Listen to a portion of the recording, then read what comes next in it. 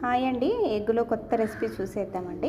దానికోసం నేను 6 గుడ్లు తీసుకున్నాను. మిరియాల పౌడరు, సాల్ట్ వేసి బాగా మిక్స్ చేసుకున్నానండి. మిక్స్ చేసి పక్కన పెట్టుకొని గుంట పొంగనాడ గిన్నె ఉంటుంది కదా, అది తీసుకొని వేడయ్యాక ఆయిల్ వేసుకొని, ఆయిల్ కూడా వేడయ్యాక ముందుగా మనం మిక్స్ చేసుకున్న ఎగ్స్ ఉన్నాయి కదా, అవి చిన్నగా గుంటలో పోసుకుంటూ అటు ఇటు తిప్పుకుంటూ ఎర్రగా వేయించుకొని పక్కన పెట్టుకోవాలి.